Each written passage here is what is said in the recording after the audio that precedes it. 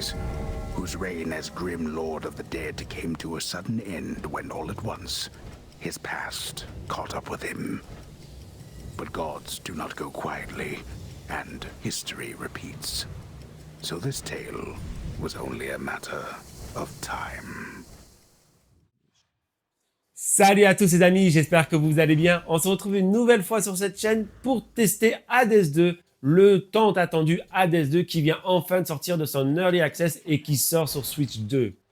Alors, que vaut ce jeu? Est-ce qu'il est aussi extraordinaire que son prédécesseur?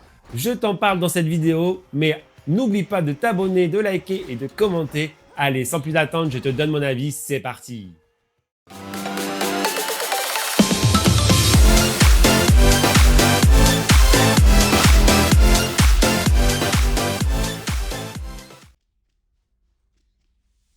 Comme à mon habitude, les amis, commençons par l'histoire. Vous incarnez ici Mélionée, la princesse des enfers, et la sœur de Zagreus qui était le héros du premier Hadès.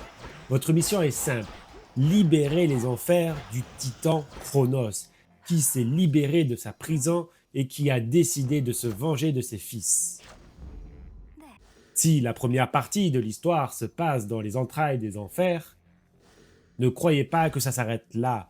Non, car Chronos a décidé aussi de s'attaquer à tout le mont Olympe. Et vous voilà parti dans une deuxième partie du jeu, gravir la montagne pour aller sauver les dieux qui se terrent en haut du mont Olympe. Toutefois, pour des questions de spoil, vous ne verrez des images que des premiers mondes de l'enfer. Je ne vous montrerai aucune image du mont Olympe, ni de la fin des enfers, pour que vous puissiez découvrir tout seul les décors de ce magnifique jeu. Si je dois dire que l'histoire est emballante sur le papier, en vérité, malheureusement, je trouve qu'elle est assez décousue.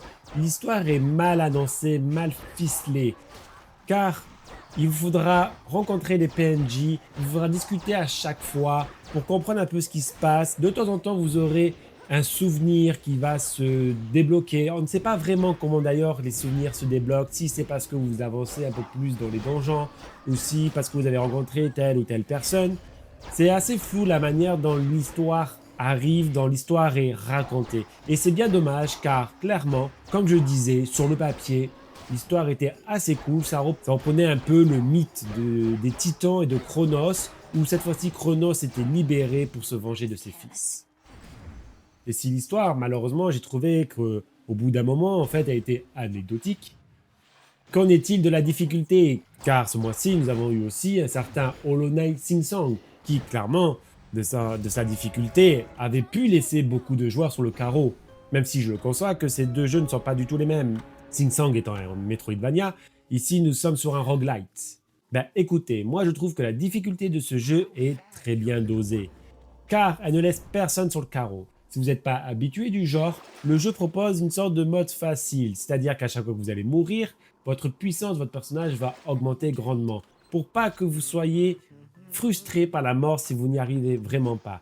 Toutefois, je dois vraiment le dire, ce jeu, sa difficulté est vraiment bien dosée, car si au début vous allez vous dire « Ah, je suis nul, j'y arrive pas, je vais pas très loin », le jeu est fait comme ça, et c'est fait exprès, car le jeu se veut dur au début pour devenir faisable par la suite. Je vous le dis, au bout de une heure et demie, vous allez avoir fait beaucoup de chemin et vous allez comprendre que oui, le jeu vous force à mourir pour débloquer des nouvelles compétences, pour débloquer des nouvelles astuces, des nouveaux bonus pour avancer plus loin.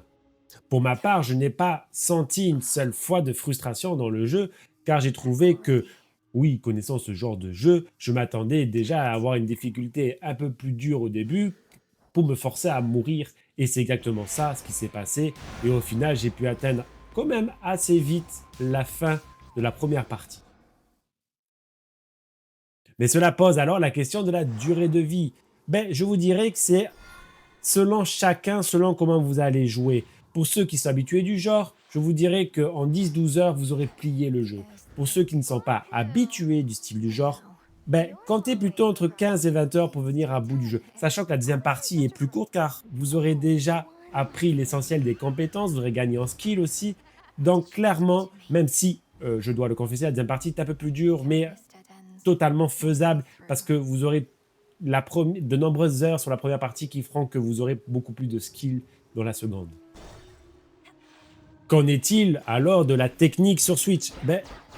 Qu'en est-il alors de la technique sur Switch 2? Ben, honnêtement, je suis agréablement surpris. Je n'ai pas eu de freeze, je n'ai pas eu de ralentissement. C'est super agréable de pouvoir jouer sur sa Switch 2 en mode nomade comme en mode docké. Clairement, ça rajoute un plus de pouvoir jouer à Hades 2 en mode nomade. C'est d'une fluidité, c'est beau, les couleurs sont assez pétantes à l'écran. Moi, j'ai beaucoup aimé y jouer en nomade. Clairement, c'est même la façon dont je vous conseille de pouvoir jouer en nomade, de faire des petites sessions sur ce jeu. C'est extraordinairement cool de pouvoir se poser là où vous voulez pour pouvoir y jouer. En termes de DA, on retrouve la même que dans le précédent opus. Ce qui me laisse perplexe sur la DA, c'est que pour moi, j'ai l'impression que la première partie a été beaucoup plus travaillée que la seconde partie. La première partie, les graphismes, les biomes sont beaucoup plus diversifiés que dans la seconde, où les couleurs sont beaucoup plus ternes, sont beaucoup plus froides, dû à la montagne c'est sûr, mais elles se répètent beaucoup plus. Alors que dans la première, chaque biome a sa propre identité, ses propres couleurs, sa propre ambiance.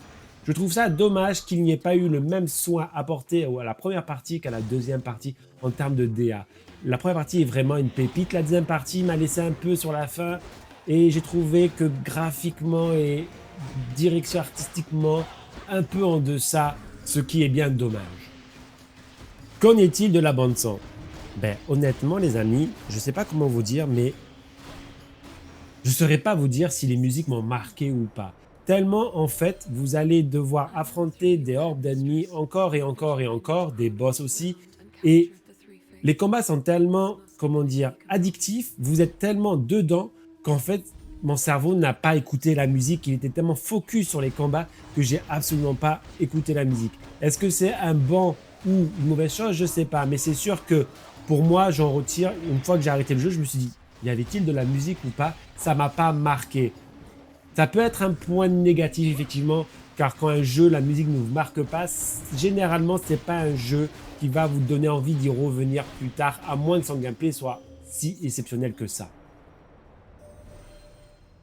Mais justement, parlant du gameplay, tout est dans le gameplay dans ce jeu, tout est dans le gameplay, dans le style de jeu de roguelite. Pour ceux qui ne savent pas ce que c'est un roguelite, c'est un style de jeu où vous devez avancer, puis mourir, puis avancer, puis mourir. C'est du je meurs, je recommence, je meurs, je recommence. Ce n'est pas du je vais mourir pour être punitif, c'est je vais mourir pour m'améliorer.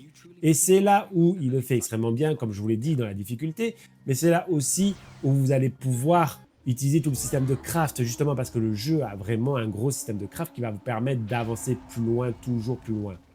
Au fil de votre aventure, vous allez récolter des plantes ou des pierres ou d'autres objets qui vont vous permettre de crafter, qui vont vous permettre de faire des incantations.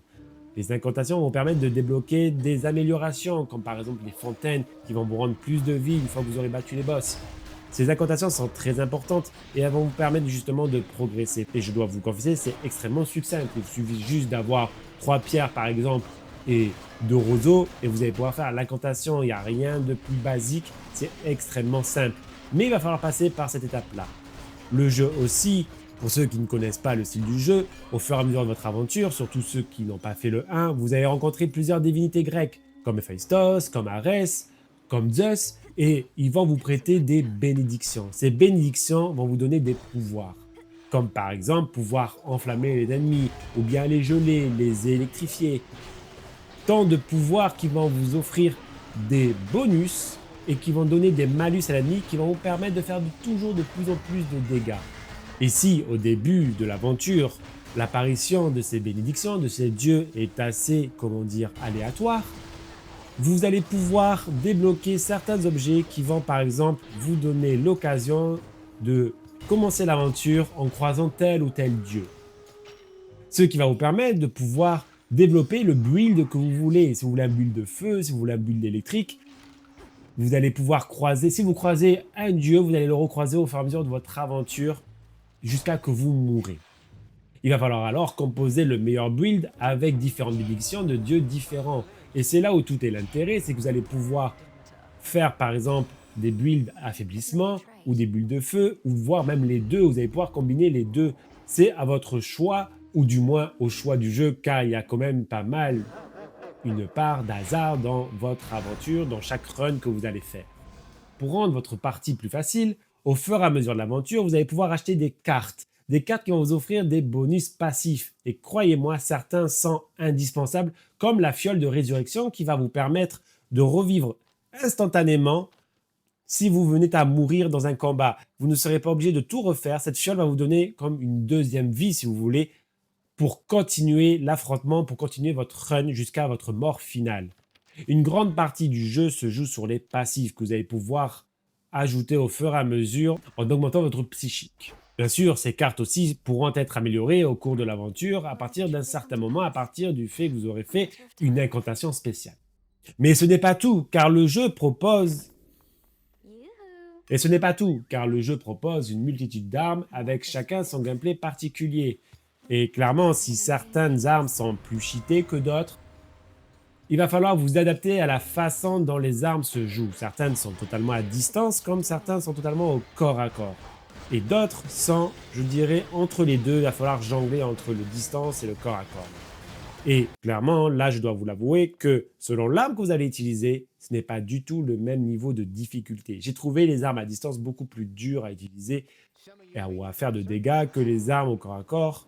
Et là aussi, si vous êtes amateur, par exemple, de challenge que vous mettez vous-même, je vous conseille de prendre les armes à distance. Elles se débloquent assez rapidement. C'est aussi une question de farm. Mais clairement, très vite dans le jeu, vous allez avoir la possibilité d'utiliser un panel d'armes qui va vous donner une liberté de gameplay comme vous voulez jouer, comme vous le sentez.